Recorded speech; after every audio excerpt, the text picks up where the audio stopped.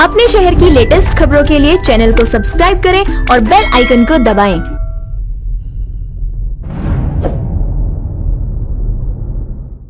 नमस्कार, आप देख रहे हैं होमगार्ड 24/7। मेहरौली में हम लोग मौजूद हैं। हमारे साथ आज सरला सिंह जी मौजूद हैं, जो कि वरिष्ठ समाज सेविका हैं। तो बहुत सारे काम इन्होंने समाज के हित के लिए, जनता की सुविधा के लिए किए हैं। कोरोना महामारी की दूसरी लहर में भी इन्होंने महत्वपूर्ण काम किए हैं। तो उन सभी विषयों पे आज हम इनसे बात करने का प्रयास करेंगे। तो मैम, सबसे पहले स्वागत है आपका होमगार्ड 24/7 में। नमस्कार। दिल्ली के अंदर कोरोना महामारी की दूसरी लहर, पहली लहर आई, लोग प्रभावित हुए, सरकार पे सवाल उठे। उसके बाद दूसरी लहर भी आई, उसके बाद भी जो है सरकार का पूरा सिस्टम फेल नज़र आया।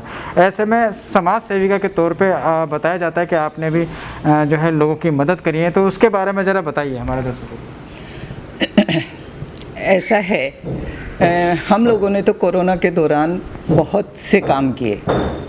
जैसे फैंस ने ऑक्सीजन कंसंट्रेटर भी बांटे, इंद्रेश जी के माध्यम से गए वो सारे।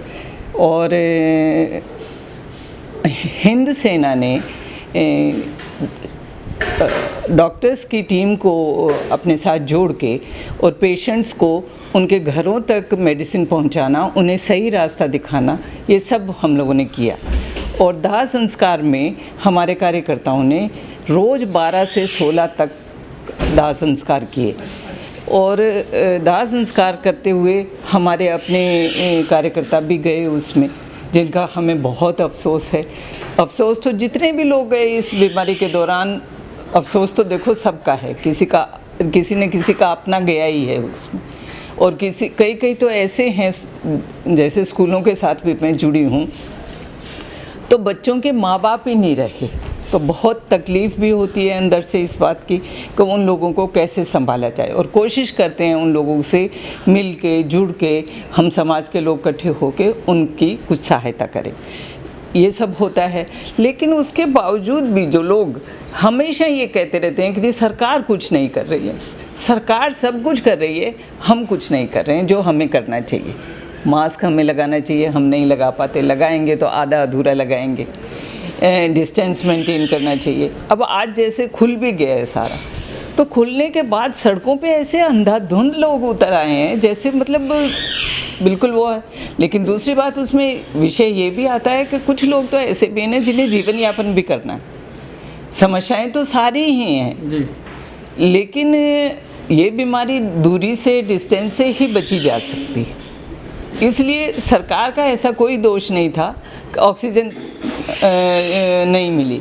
ऑक्सीजन नहीं मिली, भाई क्यों नहीं मिली? आप ये देखिए, दिल्ली सरकार को इन्होंने नवंबर में सैंक्शन कर दिया था, इन्होंने क्यों नहीं ऑक्सीजन प्लांट लगाया? ये जगह नहीं ले पाए कि जी हमें जगह नहीं मिली है, इसलिए हम अभी नहीं लगा पा रहे। तो ये विषय तो आम जनता के नहीं है ना, फिर आप सिर्फ सेंटर पे ही क्यों दोष दे रहे हैं? हमें सबको अपने ऊपर सबको एनालिसिस करनी ही पड़ेगी।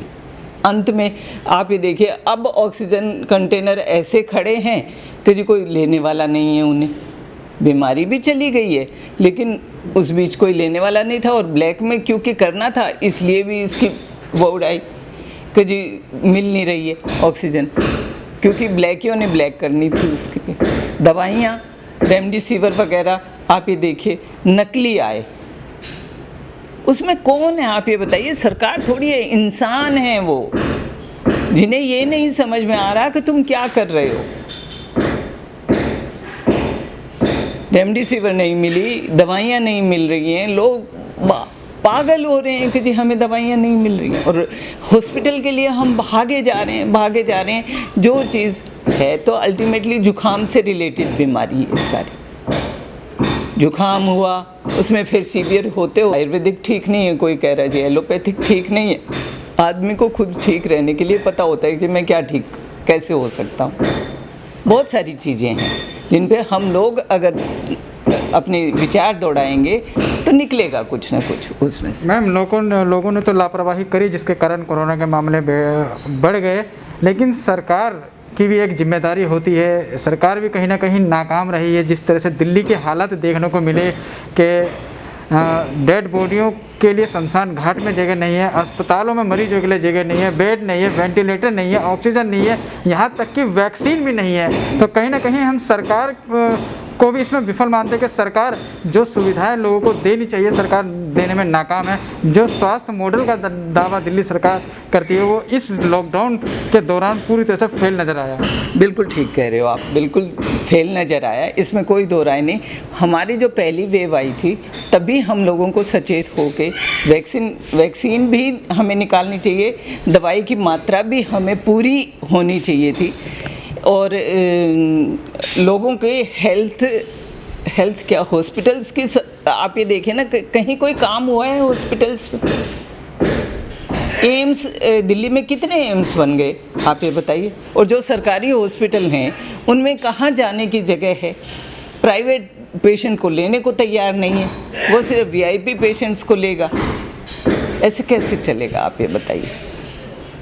समस्याएं तो हैं, क्योंकि पिछले 70 सालों में शिक्षा पे, हेल्थ पे नहीं काम हुआ किसी भी तरीके से। अब आप ये देख लीजिए ना, हॉस्पिटल्स में मतलब अगर आप चले जाओ तो वहाँ का जो पियोन है वो भी यूँ कहेगा जी आप वहीं खड़े रहिए, मैं जब तक आप उसके जेब में कुछ नहीं देंगे वो आपको अंदर तक नहीं जाने देता। वो कौन है? आम ही आदमी है ना वो। और आज भी हम यूँ कह रहे हैं कि जो इन्होंने शवों पे से, चाहे वो पीपीई किट में खाए हों, चाहे आपके रेमडेसिविर में खाए हों, चाहे आपकी नकली दवाएं या वैसी दवाएं बना के खाए हों, लोगों तक नहीं पहुंचने दी हो, ऑक्सीजन का ब्लैकमेल किया हो, क्या है वो? कफन के पैसे हैं बेटा वो। कफन के अगर पैसे ही खाने हैं, उन्हें कफन ही खाने हैं, तो फिर हम किसी को दोष दे दें? हर इंसान को खुद ठीक होना पड़ेगा। मैम, जिस तरह से कोरोना की पहली लहर आई, अब दूसरी लहर, दूसरी वेव इसको बता रहे हैं, तो एक समय ऐसा आता है कि कोरोना अपने पीक पे होता है, तेज़ी से मामले बढ़ते हैं। तो बीते कुछ दिनों से कोरोना के मामले बेशक घटे हैं, लेकिन उतार चढ़ाव अभी भी जारी है। तो आपकी नज़र में क्या लगता है, जो इसका पीक होता है वो निकल चुका है या फिर अभी आना बाकी है? दूसरी लहर एक बार फिर तेज़ी से फैलेगी? नहीं, तीसरी लहर आएगी और तेज़ी से आएगी, वो बहुत स्पीड से। उसमें बच्चों को भी बचाना होगा, जैसे कि ये कह रहे हैं। आज की तारीख में देखो, मैं यूँ कहूँ कि जी मुझे कुछ पता है इस कोरोना के बारे में, कुछ पता नहीं है। इवन डॉक्टर्स को कुछ पता नहीं है। डॉक्टर्स भी सारे सिम्टम पे काम कर रहे हैं और एनालिसिस करते वो यहाँ तक आ गए कि जी आपको रेमडेसिविर या आपको स्टीरॉयड सबको लेने की ज़रूरत नहीं है, डॉक्टर की सलाह से ले। तो अल्टीमेटली आए ना, नहीं तो सबने एक से कि जी आज ये दवाई सबने ले ली तो हम भी ले लें, कहीं ऐसा ना हो प्रिकॉशनरी ले लें, कुछ ना हो जाए। आगे जो बच्चों को होने जा रहा है थर्ड वेव, जो कहते हैं कि जी बच्चों पे ज़्यादा इफेक्टिव है, वो आएगी तो ज़रूर। उसके लिए हमें सावधानी बरतनी पड़ेगी और पहले से तैयार रहना पड़ेगा। अपने शहर की लेटेस्ट खबरों के लिए चैनल को सब्सक्राइब करें और बेल आइकन को दबाएं।